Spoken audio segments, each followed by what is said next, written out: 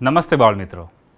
Episode 2માં આપણે પર્ણ વિશેની માહિતી મેળવી, જેમાં આપણે શીખ્યા કે પર્ણ આ પ્રકારે હોય છે, જેમાં તેના પહોળા અને લીલા ભાગને પર્ણપત્ર કહે છે, જ્યારે આ ભાગને પર્ણદંડ કહે છે, જેની મદદથી તે પ્રકાંડ સાથે જોડાય છે. પર્ણમાં શિરાઓ આવેલી હોય છે. મધ્યમાં આવેલી જાડી શિરાને મધ્ય શિરા કહે છે. શિરાઓની આ ગોઠવણીને પર્ણનો શિરાવિન્યાસ કહે છે, જેના બે પ્રકાર છે: જાલાકાર શિરાવિન્યાસ, કે જેમાં શિરાઓ જાળ સ્વરૂપે ગોઠવાયેલી હોય છે, અને સમાંતર શિરાવિન્યાસ, કે જેમાં શિરાઓ એકબીજાને સમાંતર રીતે ગોઠવાયેલી હોય છે. આપણે પર્ણનું એક કાર્ય પણ જોયું હતું. પર્ણ દ્વારા હવામાં બાષ્પ સ્વરૂપે પુષ્કળ પ્રમાણમાં પાણી છોડવામાં આવે છે, જેને બાષ્પોત્સર્જન કહે છે. તો બાળમિત્રો, આપણે જોયું કે પર્ણ બાષ્પોત્સર્જન કરે છે. હવે આજે આપણે પર્ણનું એક અગત્યનું એવું બીજું કાર્ય જોવાના છીએ. આ કાર્યમાં પર્ણ પોતાનો ખોરાક બનાવે છે. આપણને ખબર છે કે પર્ણ એ વનસ્પતિનું રસોડું છે, કે જે વનસ્પતિનો ખોરાક બનાવે છે. પર્ણ દ્વારા ખોરાક બનાવવાની આ ક્રિયા કેવી રીતે થાય છે તે પ્રકાશ સંશ્લેષણની મદદથી સમજી શકાય છે. પ્રકાશ સંશ્લેષણ થવાથી પર્ણમાં સ્ટાર્ચ ઉત્પન્ન થાય છે. આપણે આ સ્ટાર્ચની આયોડિન સાથેની એક કસોટી જોવાની છે, કે જેમાં આપણે સ્પિરિટનો ઉપયોગ કરીશું અને પર્ણમાં રહેલા હરિત દ્રવ્યને દૂર કરીશું. ત્યારબાદ પર્ણની આયોડિન સાથે કસોટી કરીશું. આ કસોટી કેવી રીતે થાય છે તે આપણે એક વિડીયોની મદદથી જોઈએ.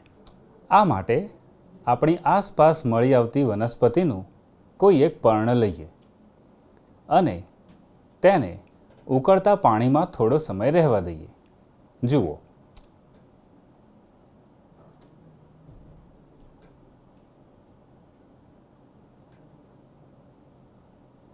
હવે જ્યોત બંધ કરી દઈએ. પર્ણને થોડી વાર એમ જ રહેવા દઈએ. હવે એક ચીપિયાની મદદથી આ પર્ણને બહાર કાઢીએ. એક કસનળીમાં અગાઉથી સ્પિરિટ લીધેલું છે. આ સ્પિરિટ એક રંગહીન પ્રવાહી છે. તમને આ પાણી જેવું દેખાતું હશે, પણ તે સ્પિરિટ છે, જે ખૂબ જ જ્વલનશીલ છે. જ્વલનશીલ એટલે કે ઝડપથી આગ પકડી લે તેવું. આ સ્પિરિટમાં આપણે આ પર્ણને ડૂબાડીએ.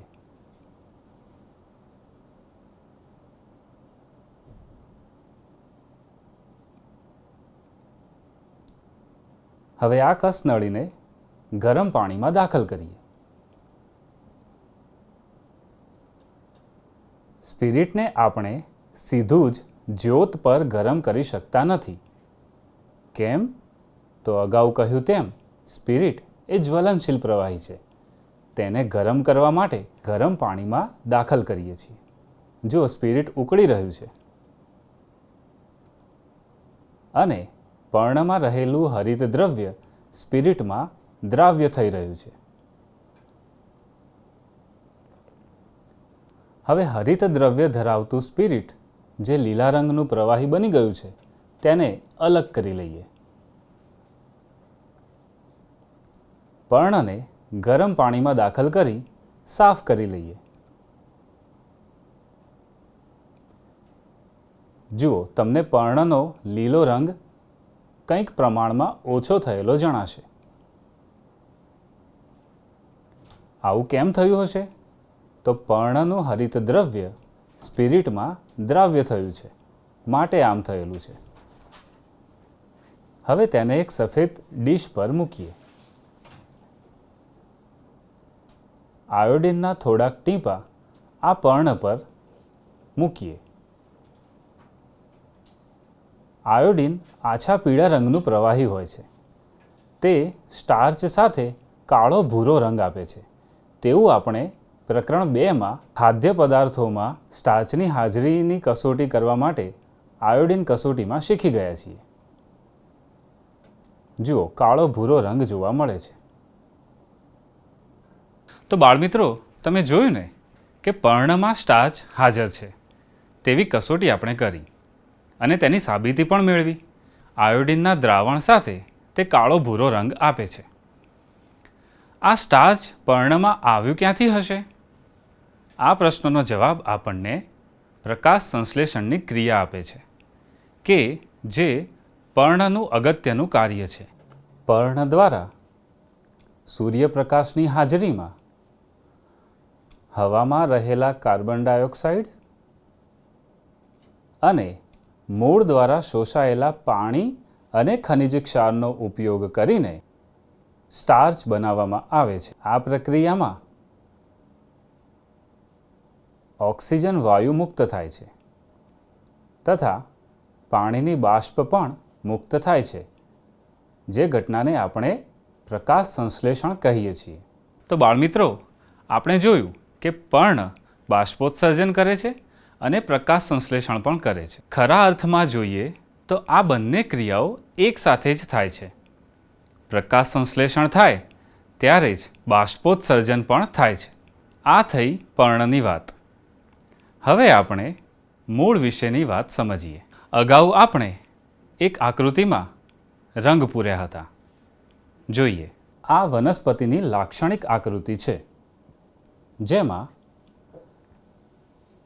આ ભાગ મૂળ છે. મૂળ એ વનસ્પતિનું જમીનની અંદર રહેલું અંગ છે.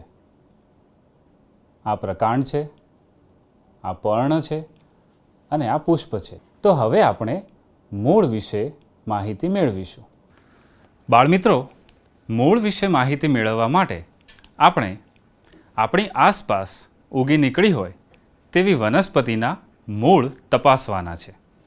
આ માટે વનસ્પતિને મૂળ સહિત ઉખેડવી પડશે. આ પ્રવૃત્તિ તમે જૂથમાં કરજો, જેથી કરીને ઓછામાં ઓછી વનસ્પતિનો બગાડ થાય. વનસ્પતિનું મૂળ વનસ્પતિને જમીન સાથે જકડી રાખે છે. આ ઉપરાંત તે જમીનમાં રહેલા પાણી અને ખનિજ ક્ષારનું શોષણ પણ કરે છે. વનસ્પતિનું મૂળ વનસ્પતિને જમીન સાથે જકડી રાખે છે તે ક્રિયા સમજવા માટે આપણે કેટલાક વિડીયો જોઈએ. આ માટે આપણે આપણી આસપાસ ઉગી નીકળતી હોય તેવી કોઈ એક વનસ્પતિને મૂળ સહિત ઉખેડીએ. જુઓ, અહીં એક બાળક કેટલીક વનસ્પતિને તેના મૂળ સાથે ઉખેડે છે. મૂળની સાથે ઘણી બધી માટી પણ જોવા મળે છે. ધ્યાનથી જુઓ. હવે આ માટીને દૂર કરીએ અને મૂળનું અવલોકન કરીએ.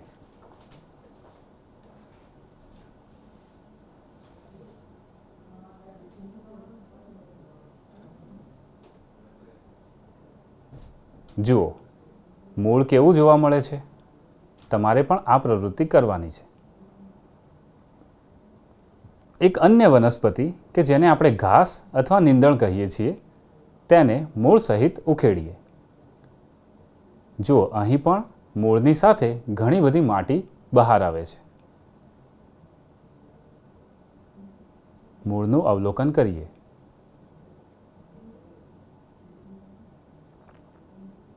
મિત્રો, તમે જોયું ને કે મૂળને જ્યારે જમીનમાંથી બહાર ખેંચવામાં આવે છે ત્યારે તે ઘણી બધી માટીને પણ બહાર લેતું આવે છે.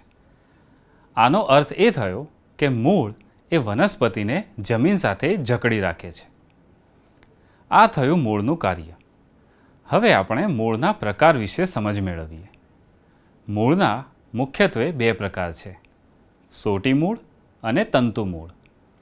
ચાલો જોઈએ. જુઓ, આ એક મૂળ છે,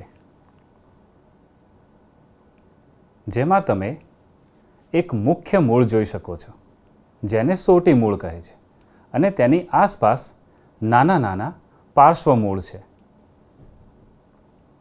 આ એક સોટી મૂળ છે. બાળમિત્રો, તમે જોયું ને કે વનસ્પતિનું સોટી મૂળ કેવું છે? સોટી મૂળમાં એક મુખ્ય મૂળ હોય છે અને તેની આસપાસ પાર્શ્વ મૂળ આવેલા હોય છે. તમને પ્રશ્ન થશે કે આ પાર્શ્વ એટલે શું? તો પાર્શ્વ એ સંસ્કૃત શબ્દ છે જેનો અર્થ થાય છે સાઈડ અથવા બાજુ. જુઓ, આ મારી પાર્શ્વ બાજુ છે, આ મારી અગ્ર બાજુ છે અને જે પીઠનો ભાગ છે તે મારી પશ્ચ બાજુ છે. તો હવે તમે પાર્શ્વ શબ્દનો અર્થ સમજી ગયા છો. સોટી મૂળ વિશે વધુ માહિતી જોઈએ. આ સોટી મૂળ છે જેમાં એક મુખ્ય મૂળ હોય છે જેને સોટી મૂળ કહે છે અને બીજા નાના મૂળને પાર્શ્વ મૂળ કહે છે. હવે આપણે તંતુ મૂળ વિશે માહિતી મેળવીએ. તે માટે એક વિડીયો જોઈએ. આ તંતુ મૂળ છે જે તમને ઘરની આસપાસ ઉગી નીકળતા નીંદણમાં જોવા મળશે.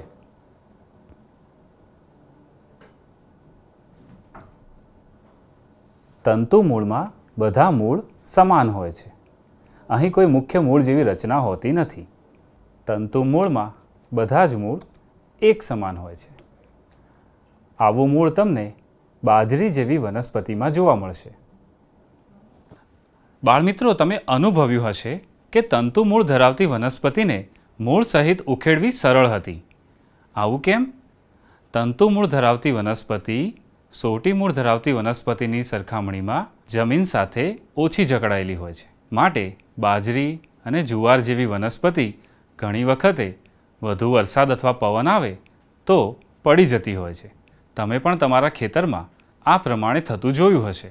મોટા મોટા વૃક્ષોમાં સોટી મૂળ હોય છે.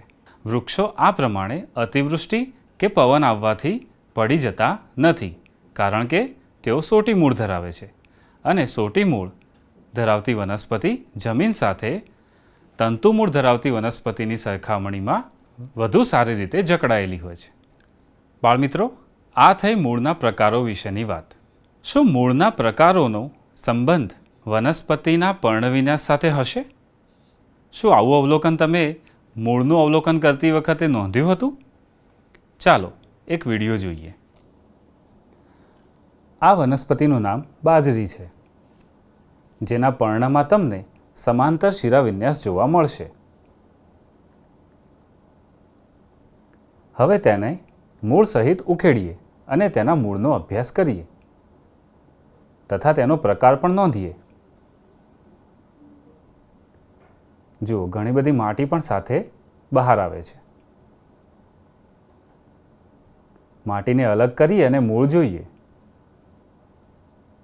અહીં આપણને તંતુ મૂળ જોવા મળે છે કારણ કે અહીં કોઈ મુખ્ય મૂળ છે નહીં અને બધા જ મૂળ એક સમાન છે. સમાંતર શિરાવિન્યાસ, તંતુ મૂળ.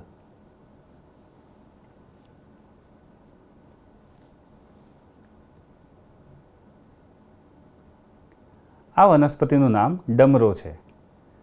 તેના પર્ણમાં તમને જાલાકાર શિરાવિન્યાસ જોવા મળશે.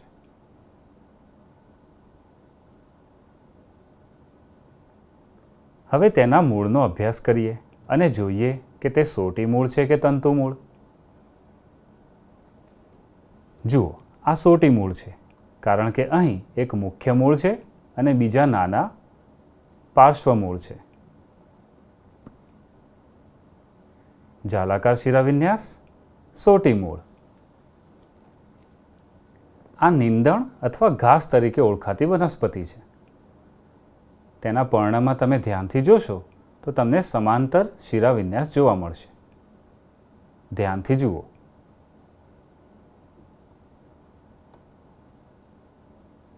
હવે તેના મૂળનો અભ્યાસ કરીએ. અહીં આપણને તંતુ મૂળ જોવા મળે છે. બધા જ મૂળ એક સમાન છે. સમાંતર શિરાવિન્યાસ, તંતુ મૂળ. આ એક વનસ્પતિ છે કે જેમાં જાલાકાર શિરાવિન્યાસ જોવા મળે છે.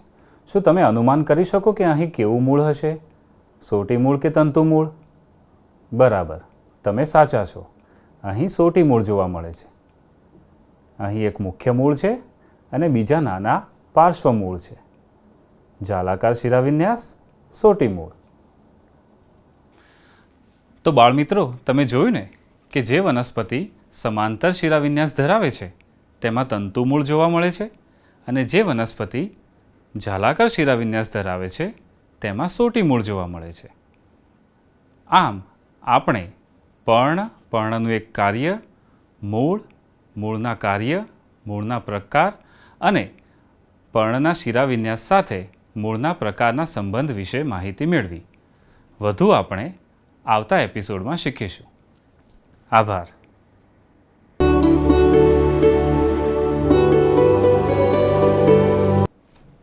नमस्ते बच्चों, आज के एपिसोड में आपका स्वागत है. चलिए अब हम आगे की प्रवृत्ति देखेंगे. अभ्यास में आपके तीसरे नंबर की जो प्रवृत्ति है वह है वाक्यों में प्रयोग करना. आइए मैं आपको इसकी सूचना दिखाती हूँ. इन शब्दों का वाक्य में प्रयोग कीजिए. उदाहरण के लिए एक शब्द दिया हुआ है पर्वत. उसको लेकर जो वाक्य बना हुआ है वह आप ध्यान से देखिए. हिमालय ऊंचा पर्वत है. बच्चों, इस वाक्य में हमने हिमालय पर्वत की बात कही है, पर आप किसी और पर्वत का नाम लिखकर या कोई और वाक्य भी बना सकते हैं. जैसे यह बहुत ऊंचा पर्वत है, मुझे पर्वत पर घूमना अच्छा लगता है. इस तरह के और भी वाक्य आप अपनी तरफ से बना सकते हैं. उस वाक्य में पर्वत शब्द आना चाहिए, तभी तो उस शब्द का वाक्य में प्रयोग हुआ है, ऐसा हम कह सकते हैं. ठीक है बच्चों? तो चलिए, यह उदाहरण तो आपके पाठ्य पुस्तक में भी दिया हुआ है और कुछ शब्द भी दिए हैं नीचे जिनका अब हम वाक्यों में प्रयोग करेंगे. आप सब तैयार हैं? चलिए हम पहला शब्द देखते हैं कि हमें उसको वाक्य में प्रयोग कैसे करेंगे. हमारा पहला शब्द है पेड़. अब मैंने इसके लिए जो वाक्य बनाया है वो देखते हैं. पेड़ हमारे लिए बहुत उपयोगी है. इस वाक्य में पेड़ शब्द आ रहा है तो हम कह सकते हैं कि इस शब्द का वाक्य में प्रयोग हुआ है. बच्चों, यह ज़रूरी नहीं है कि यह जो वाक्य मैंने लिखा है वही आपको लिखना है. आप अपनी तरफ से बहुत सारे वाक्य बना सकते हैं. अपने मित्रों को भी कहिए कि वह वाक्य बनाएं और आप फ़ोन से संपर्क करके अपना वाक्य उन्हें सुनाइए, उनके वाक्य आप सुनिए. इस तरह से आपके पास बहुत सारे वाक्य एक शब्द के लिए मिल सकते हैं. ठीक है बच्चों? आइए दूसरा शब्द देखते हैं. दूसरा शब्द दिया है नदी. आप सभी ने मन में कोई वाक्य सोच लिया है? तो जो आपने सोचा है वह आप अपनी उत्तर पुस्तिका में ज़रूर लिखिएगा. मैंने जो वाक्य बनाया है, चलिए वो मैं आपको दिखाती हूँ. नदी का पानी खेतों की सिंचाई के काम आता है. आप सभी के घर पर जो बड़े बुजुर्ग हैं वह लोग खेतों में भी काम करने जाते होंगे, या आपने किसान को भी काम करते हुए कभी ना कभी तो देखा ही होगा. नदी के पानी से वो लोग खेतों में पौधों को उगाने में मदद लेते हैं. तो इस तरह हमने जो वाक्य बनाया है उसमें नदी शब्द का प्रयोग हुआ है. आप इसी तरह और भी वाक्य बना सकते हैं. चलिए हम अगला शब्द देखेंगे. अगला शब्द है आम. मैडम, हमें यह फल बहुत पसंद है. मुझे भी पसंद है बच्चों. तो चलिए देखते हैं आम के लिए मैंने कौन सा वाक्य बनाया है. मैंने जो वाक्य बनाया है, आम फलों का राजा है. आप सब सहमत हैं इस बात से? बिल्कुल सही, आम फलों का राजा है. आप और भी वाक्य बना सकते हैं. आम मुझे बहुत पसंद है. आम बहुत मीठा होता है. मैं रोज़ आम खाता हूँ. ऐसा कोई भी वाक्य आप अपनी तरफ से बना सकते हैं. आइए अगला शब्द देखते हैं. अगला शब्द है हाथ. बहुत ही सरल शब्द है और इस पर से बहुत सारे वाक्य बन सकते हैं. मैंने एक सरल वाक्य आपके लिए बनाया है. आइए देखते हैं. मेरे पास 2 हाथ हैं.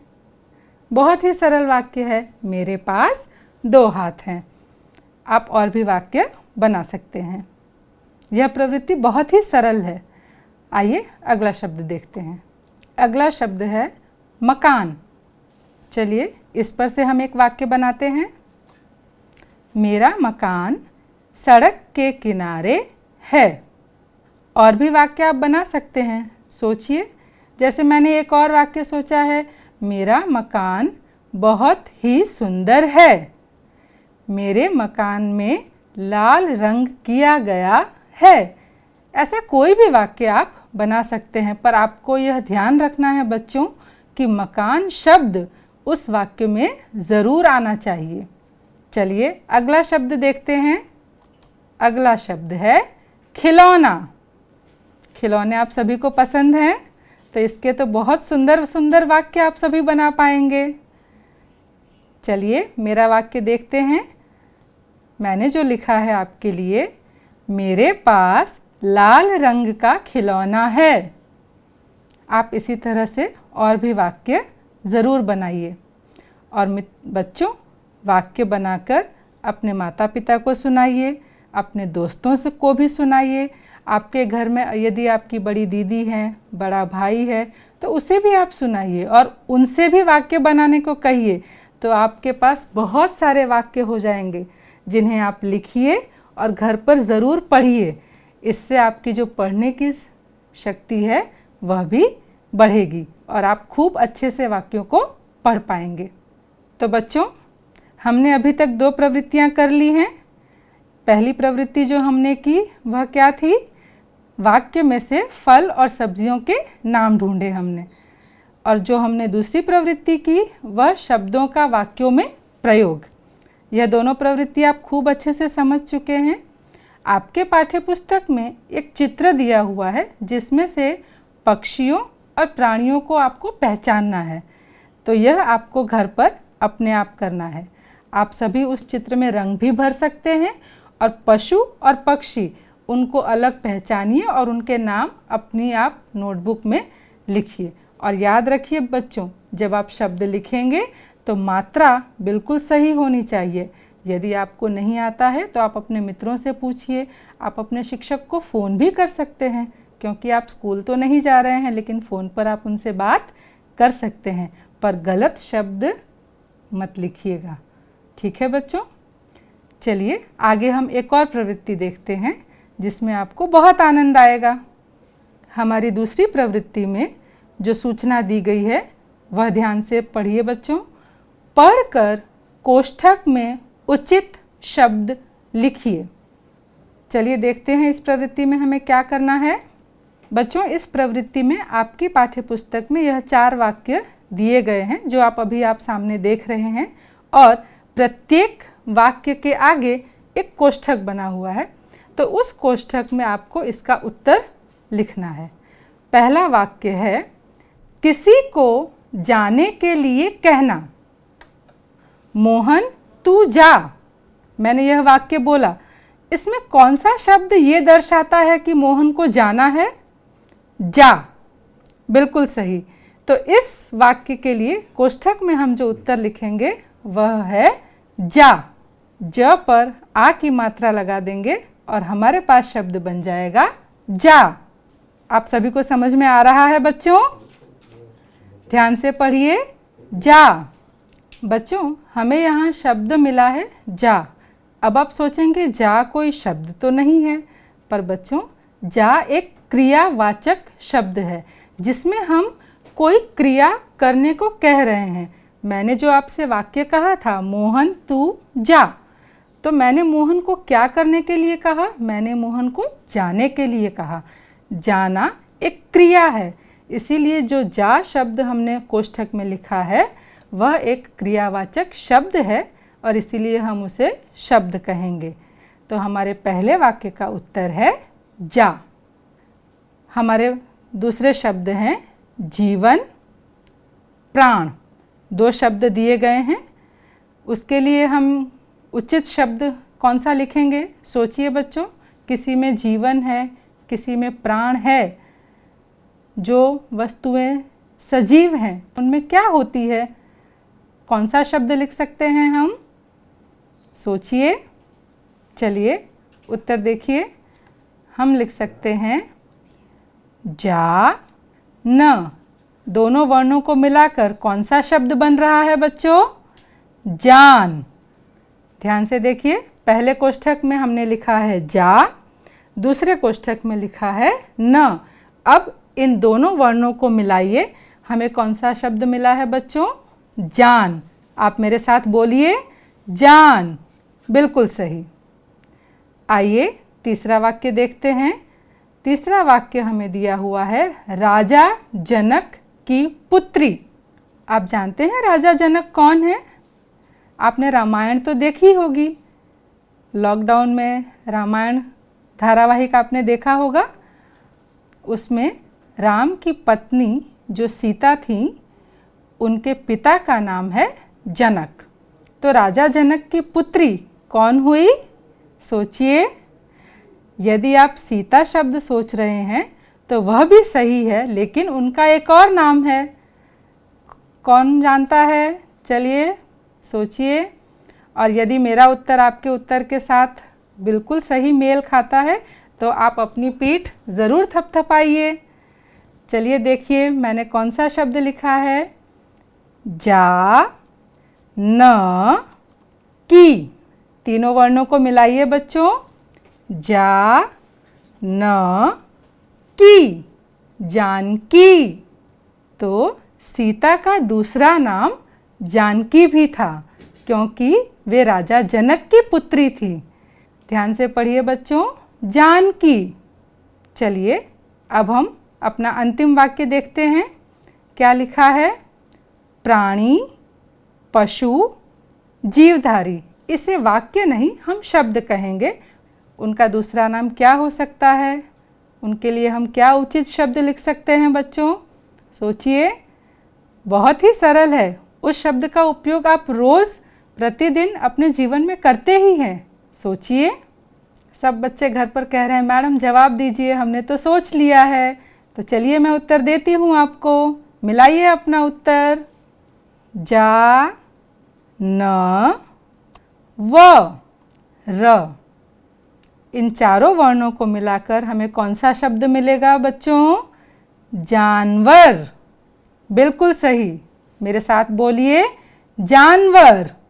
जानवर में सभी प्राणियों का समावेश किया जाता है, जैसे गाय, भैंस, गधा, ऊंट, बकरी, घोड़ा। ये सभी पशु के नाम हैं जिन्हें हम एक साथ जानवर भी कहते हैं। यदि जानवर के उदाहरण लिखने हो तो आप इन सभी पशुओं के नाम लिख सकते हैं। आपको आ गया समझ में?